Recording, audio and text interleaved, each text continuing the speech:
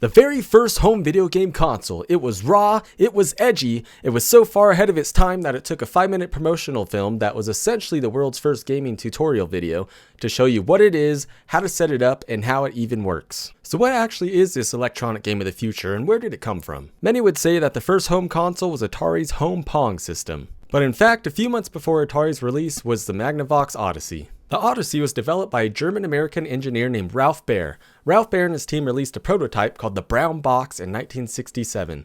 The Brown Box has a vacuum tube circuit connected to a television set that allows the players to move 2 dots around the screen. The Brown Box could be programmed to play ping pong, checkers, and 4 sports games. There was also a light gun for a target shooting game and a special attachment used for a golf putting game.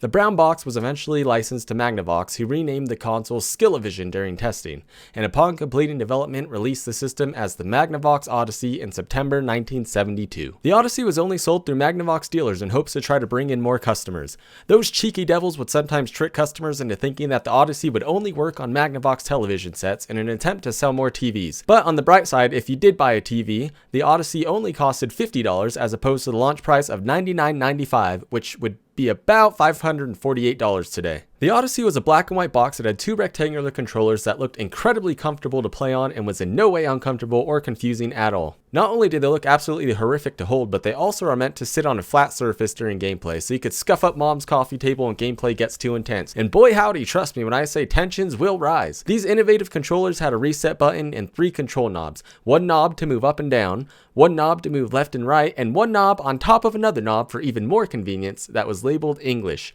meaning to give the ball some spin. To hook up the system to your television set, there was an included switch box to connect it to the TV and the convenience of a proprietary cable that you had to attach to your TV antenna terminals using a screwdriver. Screwdriver not included. You could then switch between the Odyssey and TV inputs using the all too familiar Channel 3.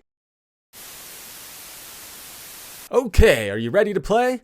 Not so fast. You still need to put in 6 C batteries to power the thing on, or you could go out and purchase the optional AC power supply. Accessories sold separately. Alright, finally time to boot this thing up. To boot the system up, you had to insert one of the 6 special game cards that came included with the system, and voila! We got Picture! And that's it.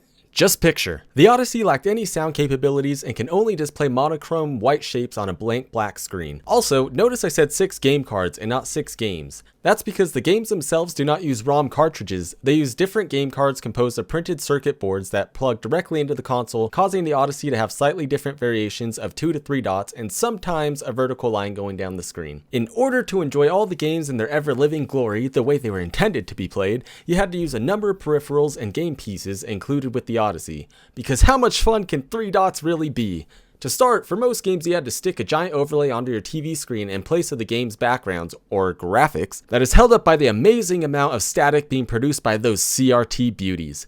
Then you had to read the instruction manual for each game individually so you knew what you were even supposed to do. And some games, such as football, Americano, took 6 whole pages to get through all the instructions along with switching back and forth between 2 game cards. Other accessories included with the Odyssey were dice, decks of cards, play money, and poker chips. But wait, there's more! There was also a light gun accessory called Shooting Gallery that was available for purchase and included 4 games on 2 cards that used the rifle.